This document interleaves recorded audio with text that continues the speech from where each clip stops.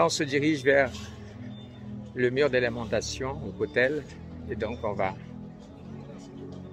profiter de ce moment.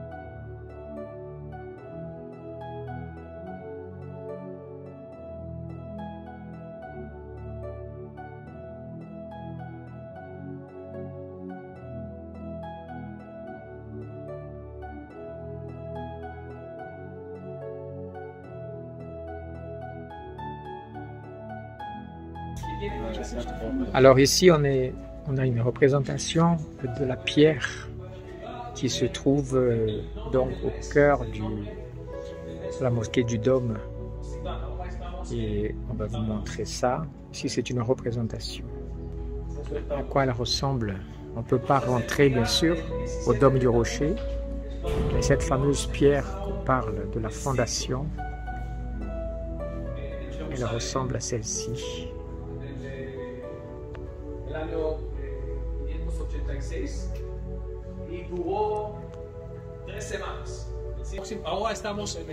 Là, je vais vous montrer le calendrier hébreu avec leurs fêtes. Ils ont un système assez intéressant. Je vais tourner. Vas-y, Manuel. Vous voyez, chaque mois de l'année avec l'événement qui la concerne. Non, solamente los primeros Voilà. 9 días. Después ya. Vous voyez, le mois de Kislev et les autres mois. Voilà, Tevet.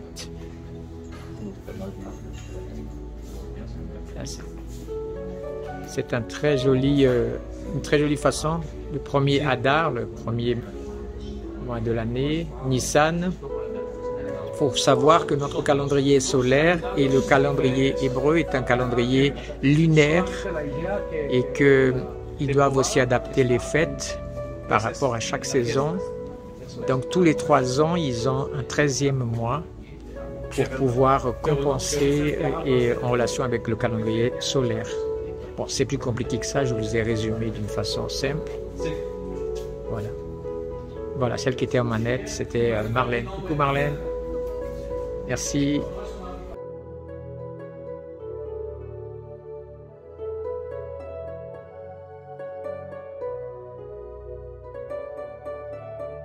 Je vais vous montrer un homme, Charles Warrens. C'est le seul homme, seul archéologue qui a pu rentrer dans le dôme et qui nous a fourni beaucoup d'informations qui se trouvent depuis cette période. Alors regardez ce livre comme il est aussi extraordinaire en termes d'animation. Marlène est aux manettes. Vas-y, tu peux tourner les pages, regardez le livre. Quand vous tournez, attends, tu vois, le temps. On tourne les pages, voilà. On a ici, ça prend vie. Voilà, on voit un petit peu comment ça se passe. Ouais, on va tourner. Alors, attends une seconde, laisse le temps que le... Voilà. Vous voyez, c'est un livre assez interactif. Là, on le voit ici. Il y a une image qui a été faite par un peintre quand il a fait un tunnel. Alors, on n'a pas voulu qu'il rentre et qu'il creuse proche du temple. On lui a donné le droit de creuser à 50 mètres des murs. Et lui, qu'est-ce qu'il a fait? Il a creusé verticalement et ensuite il a fait un tunnel pour en sortir à l'intérieur. Et on voit ici quelques images, mais surtout regardez, l'animation est assez intéressante de ce livre. Voilà, alors il y a beaucoup de choses à dire, mais il faudrait venir au musée d'Avinson. Vas-y. Voilà, on a pas mal de choses qui racontent, mais on a ici pas mal d'images, vous voyez. Voilà, on a ici, c'est pas mal, vous voyez, ça s'anime dans le livre. Donc c'est vraiment une visite intéressante avec des films sur Jérusalem, sur... Voilà, ici on a ici, vous voyez, comme il a creusé de façon verticale, vous voyez, et il a avancé alors qu'il y avait beaucoup d'eau aussi. Voilà, et là on a un petit peu une idée, voilà, on peut attendre un peu, voilà, comment ça s'est passé pour qu'il puisse après, le voilà qui remonte et il va débarquer dans ce qui est aujourd'hui le centre du dôme du rocher. Donc c'est le seul jusqu'à aujourd'hui grâce auquel il a pu décrire tout ce qu'il a fait. Donc il y a un peu son aventure qui est là. Voilà. Voilà. La suite, on va vous laisser découvrir en venant ici, mais déjà, on trouve que c'est vraiment super. Il faut dire qu'après, quand il est rentré en Angleterre, il est devenu chef de la police de Londres. Voilà, un petit peu l'histoire de cet homme exceptionnel. Alors ici, on a une vision sur le mont des Oliviers, et entre où nous sommes, qui est la vieille ville, et le mont des Oliviers, vous voyez, vous avez en bas la vallée du Cédron, partie très basse, et vous avez ici la montée avec le cimetière, comme vous pouvez le voir papa. Un peu plus haut. La première mention dans la Bible de la colline ou le mont des Oliviers, c'est à l'époque où David, rappelez-vous David, fuyait la révolte d'Absalom, son fils, et il dit qu'il montait en pleurant. Et donc, c'est la première mention dans la Bible de cette colline tout proche de Jérusalem.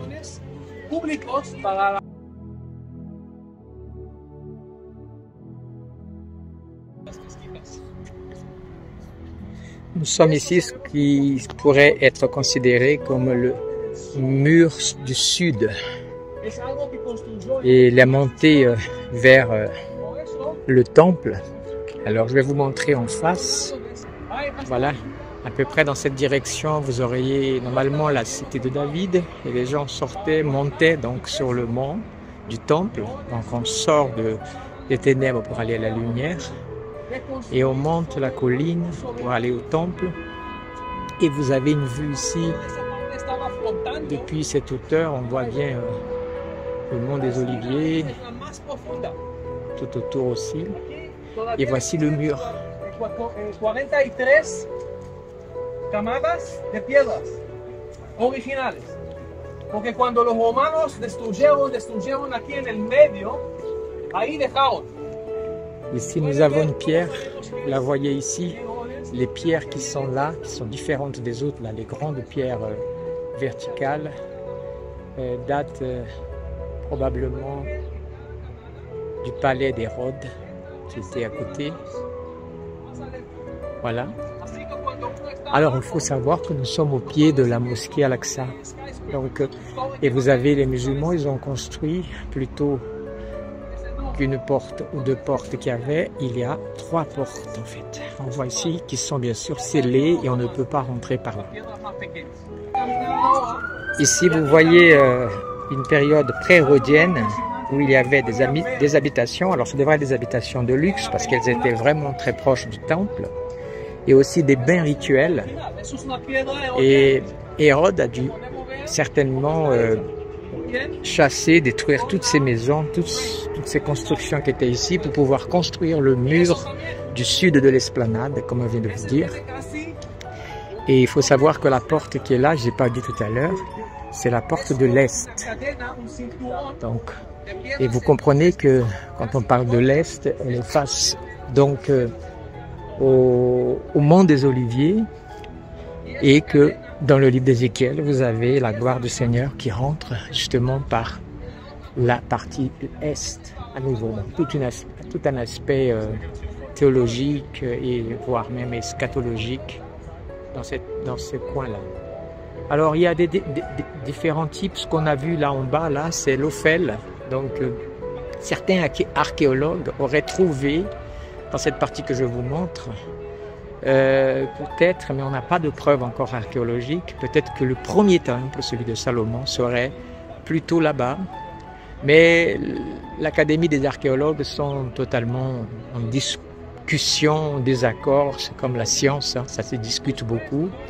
Certains disent que le palais de David serait plutôt ici, comme là, et donc le temple était pas loin, à côté.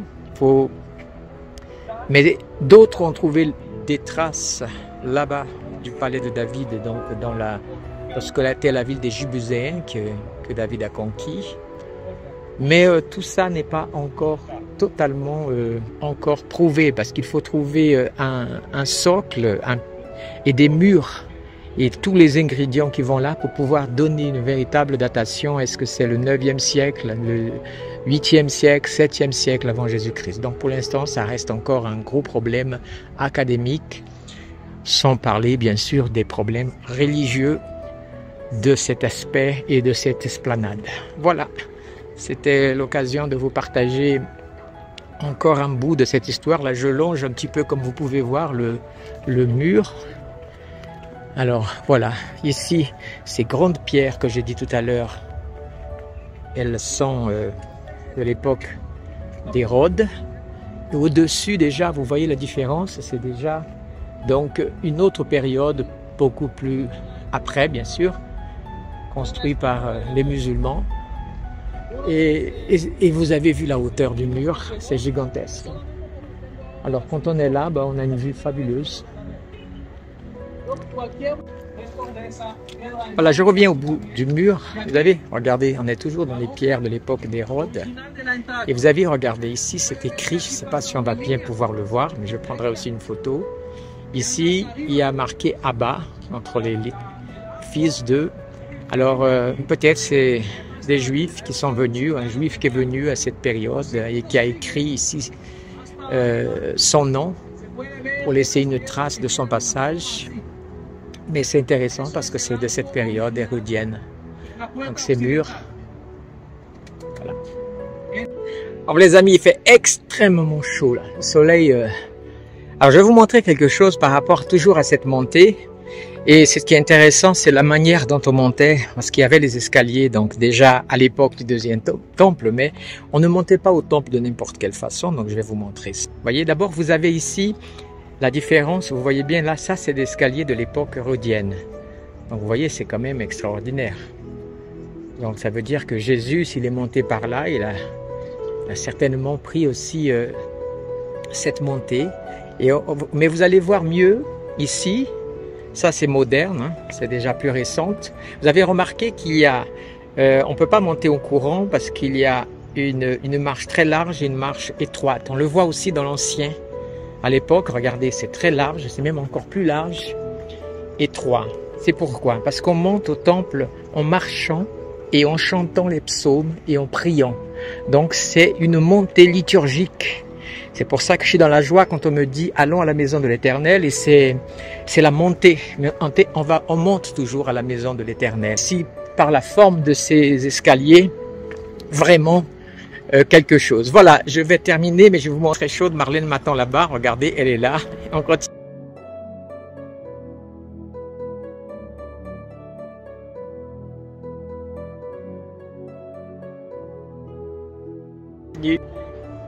Voilà les amis, alors on a tourné un petit peu et je vais vous montrer un autre coin encore plus important, les pierres.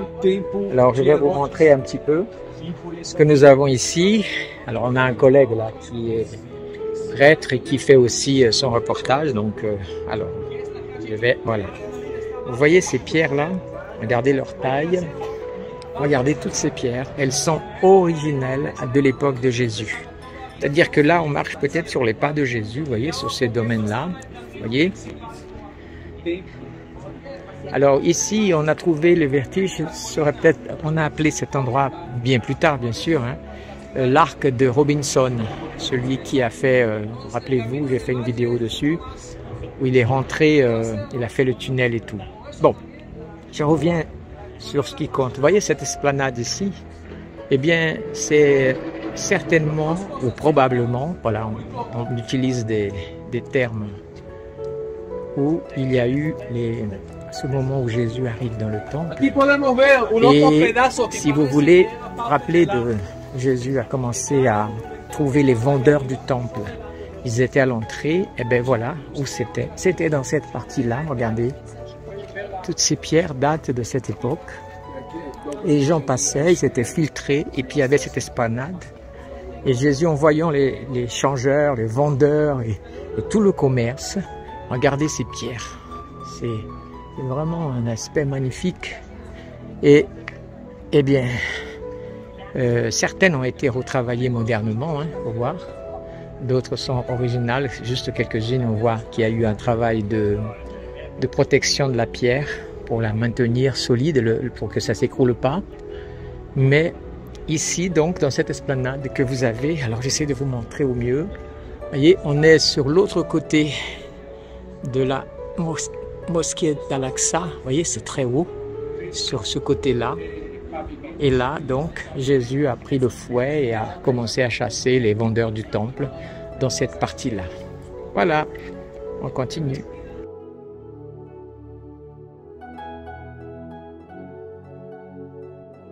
Et j'enregistre. Salut les amis, là on a une pause bien méritée là. On est dans le quartier juif, juste à côté du lieu où on était, là-bas, de la vieille ville. L'ambiance est extraordinaire, là. Il y a vraiment de la nourriture partout. Regardez un petit peu.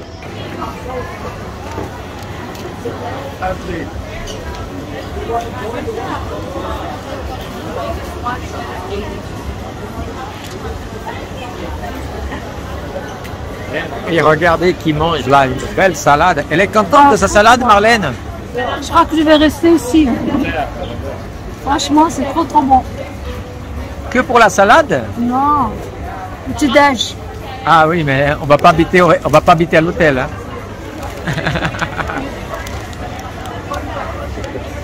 Oui. Non, j'ai déjà filmé. Voilà, en tout cas, juste un petit coucou. On prend une pause. Chacun a trouvé un petit coin où il pourrait manger. Et puis voilà, on est content d'être là. Et c'est vraiment tranquille et super bien animé, on va dire. Allez. So remember the Temple Mount. We'll get back to that shortly. The hill over there is called today Mount Zion. And this is where the Jewish quarter is. To the left, you can see the Coronation, the Abbey,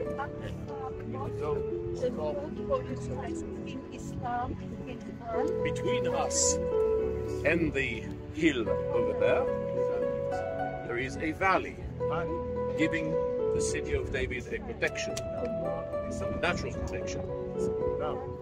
Same happens on the east side. You can see the Mount of Olives mentioned in the Bible, and the village you see today is an Arab village called Silwan. The name Silwan is not in Arabic. It's actually in Hebrew. It's a corruption of the original name Shiloah.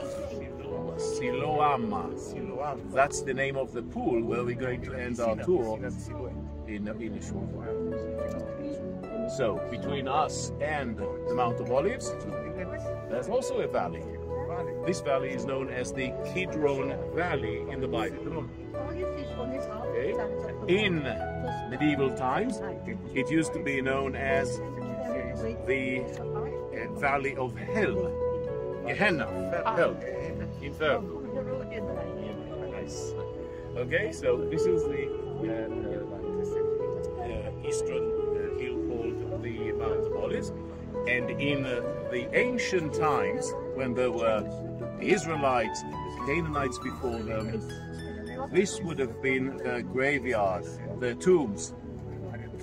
There are 50 tombs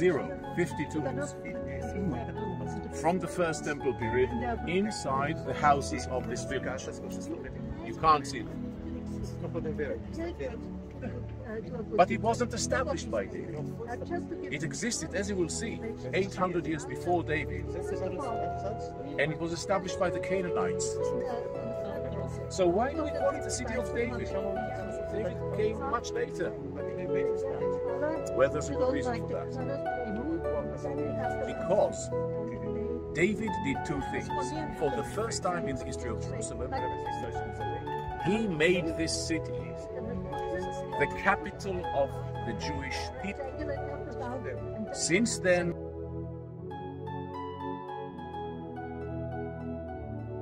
in the past, everywhere, it's really encouraging.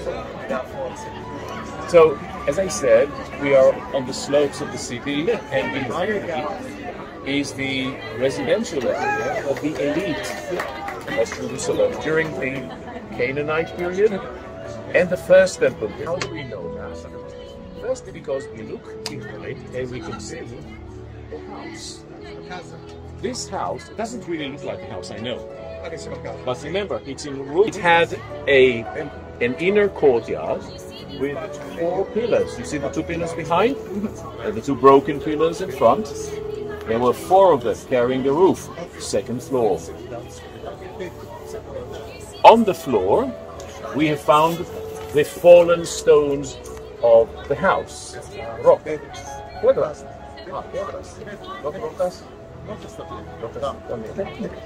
So we found the stones fallen down. It is a sign of the destruction of Jerusalem in the year 586 BC by Nebuchadnezzar, the king of Babylon. Now, in the ruins, we also found an inscription. Now, in those days, they did not use paper. They didn't even use papyrus. We call that ostrakon.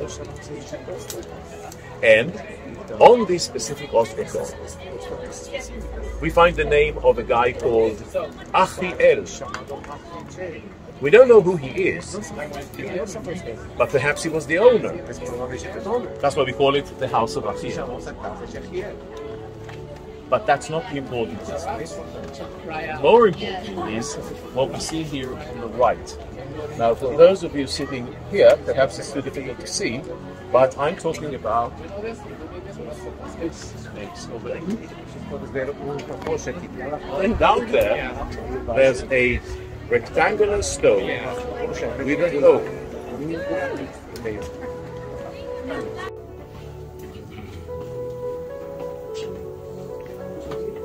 Descendons là, juste ceux de la terre.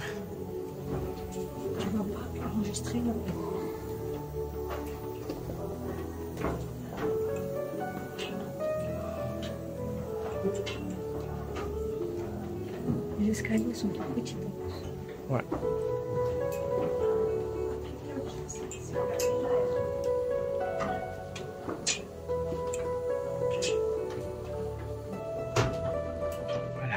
Voilà. Je regarde les escaliers. Oui, regarde l'escalier, je fais juste.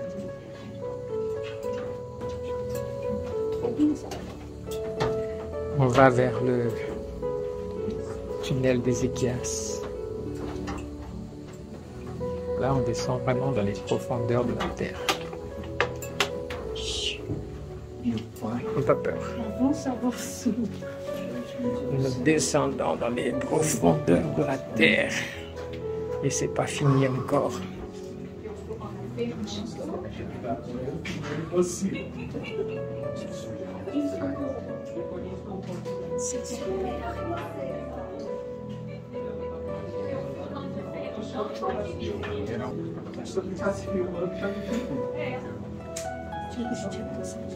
Non, ça va. Ah, c'est l'embouteillage un peu là.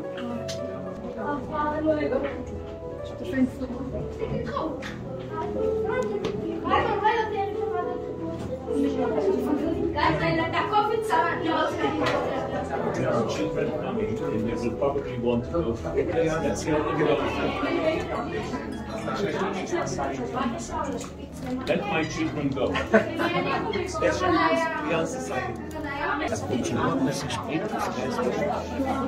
Car beaucoup de monde viennent ici. Là. On s'est arrêté pour laisser passer toute une classe d'enfants.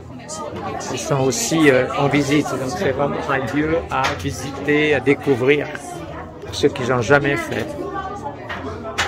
Là, ce tunnel va nous emmener en dehors de la ville de David. Il a été creusé par les Cananéens.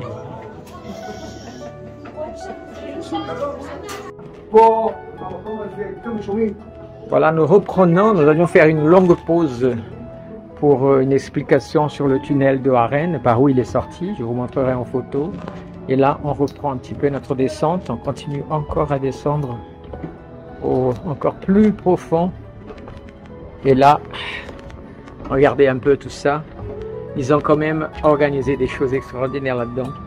Regardez, à l'image du temple, on a des jeux de lumière. C'est magnifique.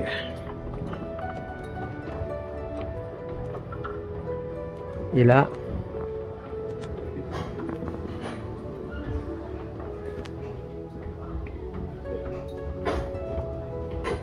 c'est très très beau.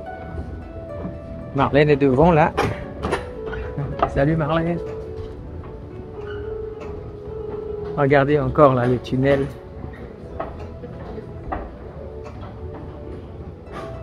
Et ça descend toujours les amis. Oh.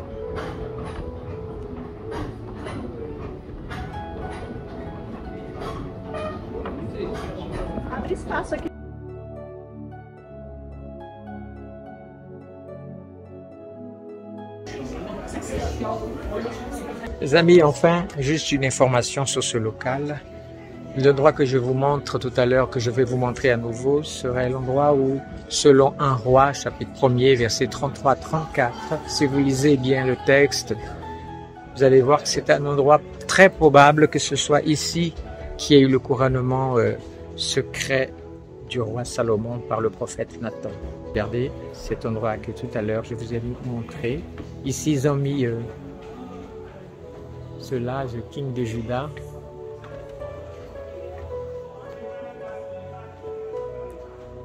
L'eau.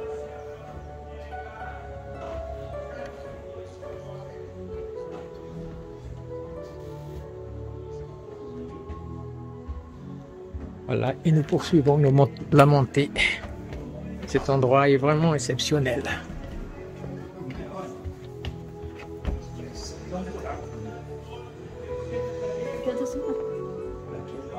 Oui, mais on vide. Je sais. Non, arrête, personne n'a fait ça. Oui, mais moi je fais.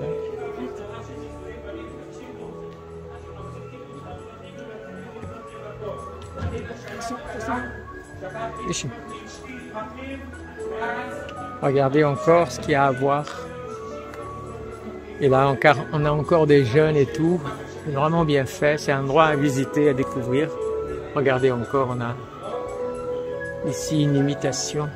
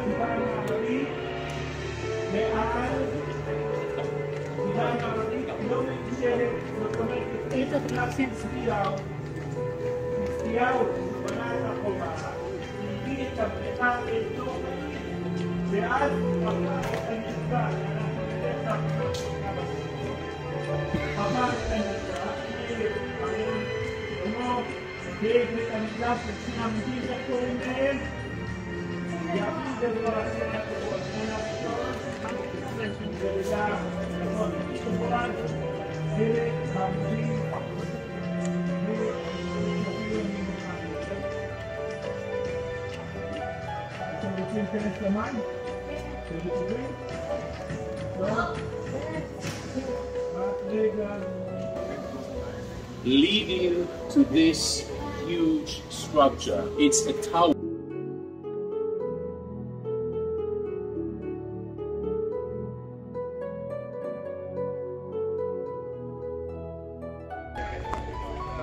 Alors nous sommes au musée de Jérusalem et nous avons ici une reproduction de la ville en miniature qui est quand même fabuleuse. Voilà, on voit ici des murailles. Là-bas plus loin, on voit le temple. Voilà, c'est vraiment bien fait là, travail d'orfèvre. Mais bon, orfèvre c'est pour l'or bien sûr, mais on peut utiliser quand le travail est bien fait.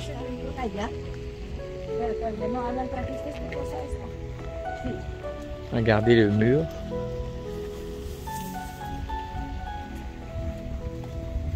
Nous avons ici une image magnifique.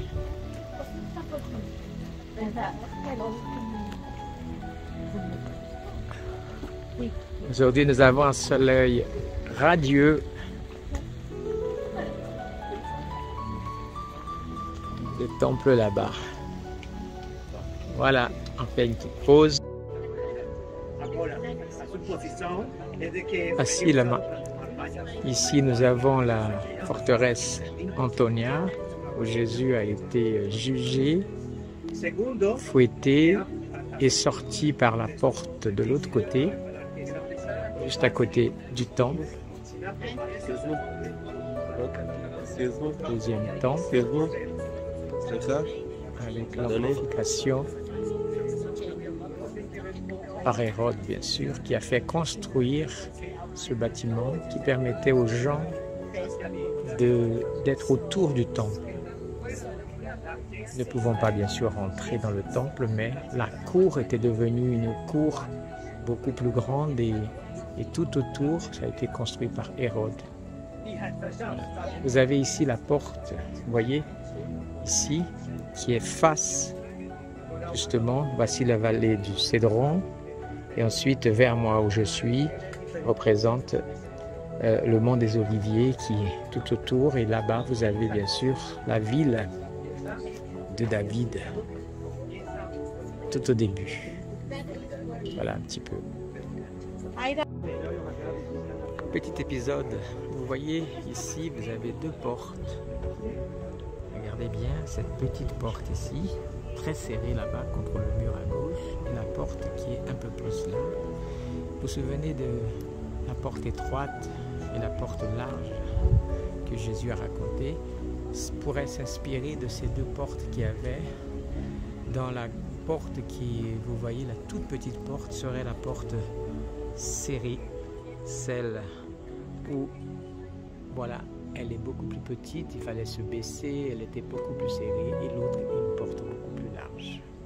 Voilà, c'est la porte aussi où il est question des fameux riches qui ne passeraient pas par la porte étroite, sur l'idée qu'on a dans la parabole de Jésus.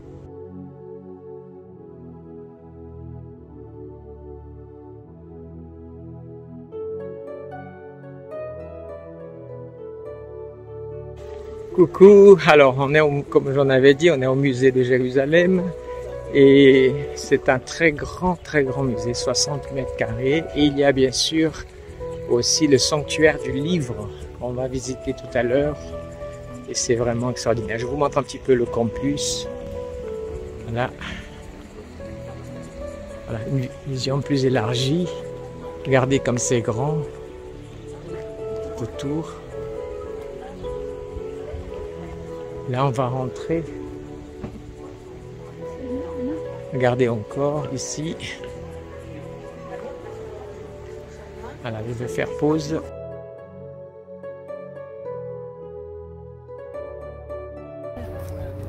On va faire maintenant du tabissage. Nous sommes au Mont des Oliviers et donc en face de Jérusalem. Et là, on est avec un archéologue qui a accepté que notre groupe soit là et nous allons donc tamiser. Español de este lado, portugués, Ali. Necesito que vean lo que el muchacho va a explicar porque ahora es un trabajo.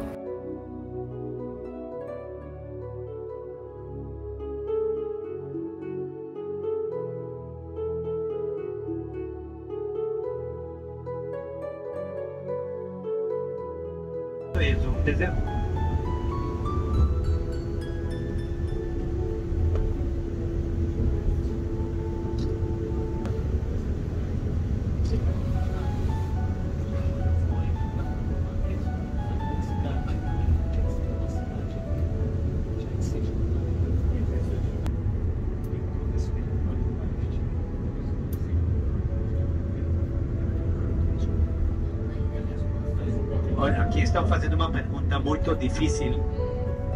Então eu queria fazer um acordo com vocês, que vocês não fazem. Essa região aqui nós estamos da Cisjordânia, ela está dividida em 3 áreas. Tem a área A, B, C. Muito fácil. A área A é administrada pelos árabes. Governador, prefeito, policial, todo. Sim. Nós vamos ver aqui de a pouco, do lado esquerdo, a Jericó. Jericó é uma área autônoma. Agora, a área B são áreas partilhadas. A administração estrada toda por Israel, civil e seguridade, 2 coisas. Se você pegar o 100% do território palestino da Cisjordânia, descontando a faixa de Gaza, porque isso é outra história, a área C é mais ou menos 55% do território palestino. Se não deixa água, ela morre. Então, elas todas têm irrigação artificial. E por isso tem muita agricultura cá, porque todo o esgoto de Jerusalém vem no deserto, ele é tratado numa usina aqui pertinho, e essa água reciclada usada para agricultura. E nós já não jogamos esgoto nos rios do mar, acabou.